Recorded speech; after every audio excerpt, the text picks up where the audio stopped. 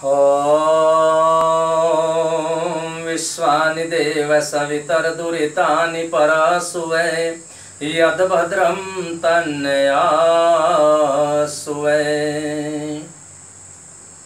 सज्जनों, मैं स्वामी यशवीर महाराज YouTube channel वैदिक चेतना में आप सभी का स्वागत करता हूं। सज्जनों, आज हम अपने आश्रम के आयुर्वेदिक चिकित्सालय में बैठ करके आपको आयुर्वेद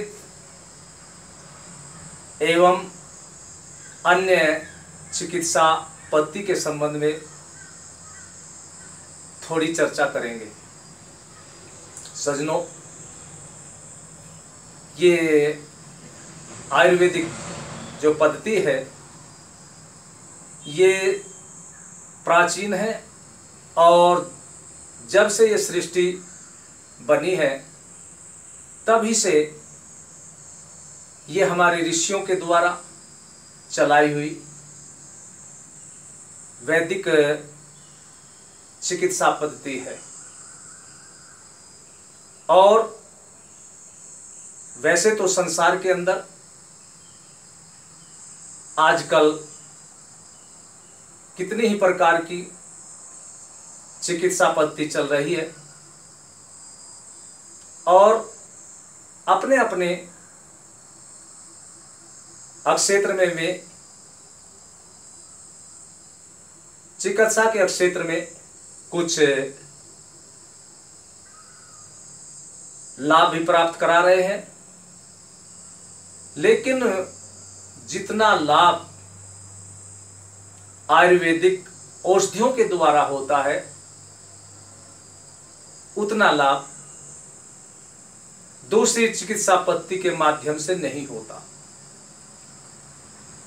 हम किसी भी चिकित्सा पद्धति का विरोध तो नहीं करते,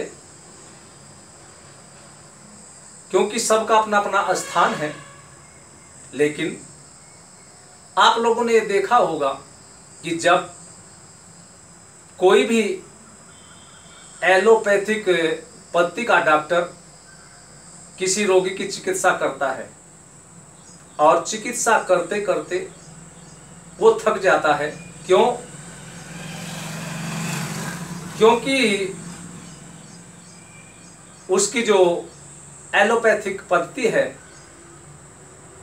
उससे उस रोग की चिकित्सा नहीं हो पाती, वो रोग नष्ट नहीं हो पाता।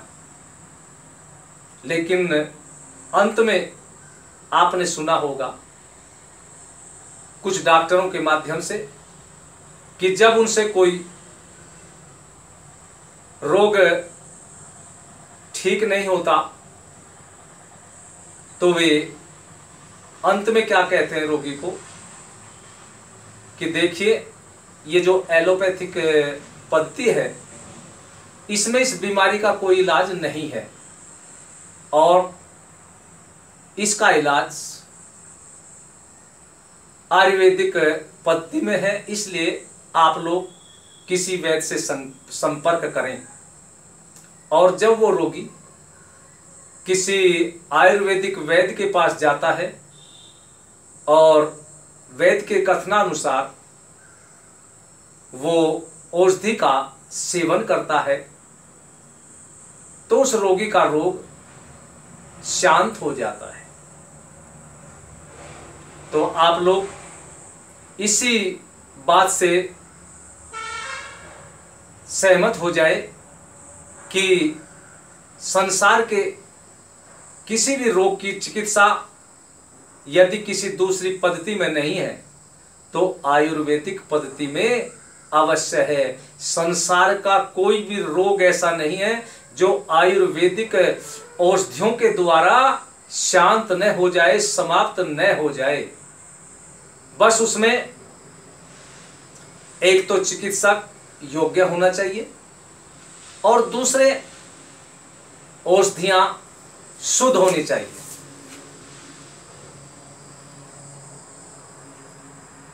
तो सज्जनों, आप लोग जब भी आपका कोई ऐसा रोग जो ठीक होने में न आ रहा हो, तो निश्चित होकर के आप लोग आयुर्वेदिक औषधियों की शरण में पहुंचिए, आपको लाभ अवश्य होगा। और आप लोग देखते भी होंगे, प्राचीन समय से ही और अब तक लगभग भारत का हर नागरिक वैद्य है, चाहे वो छोटा वैद्य हो या बड़ा वैद्य हो, हर नागरिक वैद्य मिलेगा। आप किसी भी भारतीय मनुष्य के सामने किसी रोग की बात कह दें कि मुझे भाई ये रोग है, तभी आपको उस मनुष्य के द्वारा कोई ना कोई औषधि की जानकारी मिल जाएगी, एकदम आपको औषधि बताई जाएगी। और किसी भी रोग के संबंध में पूछ लेना, वह बात अलग है कि आप उस औषधि का सेवन करें या न करें, लेकिन आपको औषधि बता दी जाएगी। और हमारी जो पाकशाला होती है, रसोई जहां भोजन बनता है, हमारे देश की हर महिला वैद्य होती है। क्यों? आप लोग दूसरे देश के लोगों का भोजन देखिए और भारतीय भोजन को देखिए। भारतीय भोजन में जो भी वस्तुएं पड़ेगी वो सारी औषधियां के रूप में होती है। मान लिया भोजन बनाना है और भोजन में मेथी डाली, मेथी अपने में बहुत बड़ा चिकित्सा क्षेत्र का इलाज है। मेथी अनेक रोगों को दूर करती है। ऐसे जीरा है, हींग है, हल्दी है और दूसरी चीज है। कहने का तात्पर्य यह है कि भारतीय भोजन में जो भी होगा वो औषधि रूप में होगा। लेकिन दूसरे देशों में, अर्थात जो पाश्चात्य देश है, उसमें ऐसी विशेषता भोजन में नहीं मिलेगी। और ये मैं जो बातें की कि हमारे देश का तात्पर्य केवल जो इस समय भारत भूमि में है यही नहीं है। चाहे लंका हो, पाकिस्तान हो, अफगानिस्तान हो, ईरान इराक हो, नेपाल हो, ये सारा का सारा प्राचीन समय में भारत का ही हिस्सा था। और ये सारी की सारी इतने क्षेत्र में भारतीय जो आयुर्वेदिक पद्धति है वहीं इस सब क्षेत्र में चलती है। और यदि किसी को कोई बीमारी है और वो किसी डॉक्टर के पास जाता है कि डॉक्टर साहब देखिए मुझे ये परेशानी है, साधारण सा रोग हो तो दवा दे देता है, लेकिन बड़ा सा रोग हो तो वो दवा नहीं देता आपको। वो क्या कहता है, भाई पहले अपना खून चेक कराइए, पहले अपना मूत्र चेक कराइए, अपनी शौच यानी टट्टी चेक कराइए, अपना मलगम चेक कराइए, यानी सारे शरीर का वो चेकअप कराएगा मशीनों के द्वारा, और तब वो डॉक्टर दवा देगा। इसका तात्पर्य तो ये हुआ उस डॉक्टर से तो वे मशीनें ही बड़ी है जो डॉक्टर को उस मनुष्य के रोग का कारण बता रही है।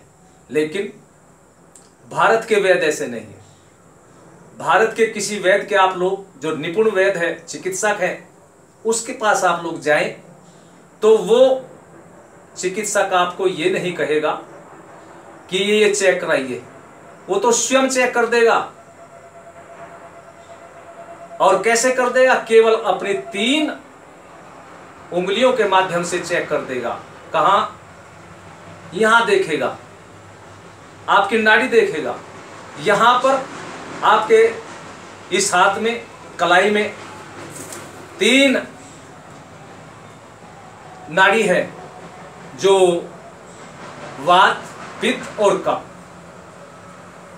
इन 3 को बताएगी। और इन तीनों नाड़ी की धड़कन को देख करके एकदम ये कह देगा कि आपको ये रोग है। और जब उन नाड़ी की धड़कन के अनुसार योग्य चिकित्सक औषधि रोगी को देगा तो रोगी का रोग दूर हो जाएगा। हमारे यहां तो ऐसा भी रहा कि किसी योग्य चिकित्सक ने किसी बेहोश रोगी को देखा, उसकी नाड़ी देखी और नाड़ी देख करके चिकित्सक ने उसको औषधि दी, उसको होश आ गई। और होश आने के पश्चात जब उनसे पूछा गया कि वैद्य जी इनको क्या रोग था, तो उस वैद्य जी ने कहा कि 1 वर्ष पूर्व इसने मोर को खाया था और मोर ने पहले दिन भयंकर सर्प को, नाग को खाया था।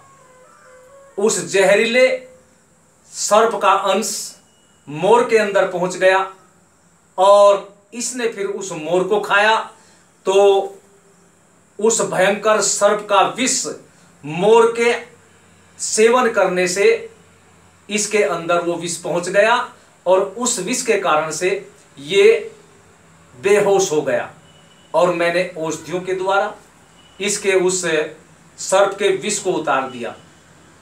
तो बताइए, हमारे वैद्य 1 वर्ष पूर्व का ये बता रहे हैं कि इसने क्या खाया था। क्या संसार का कोई एलोपैथिक का डॉक्टर ये बता सकता है? नहीं बता सकता।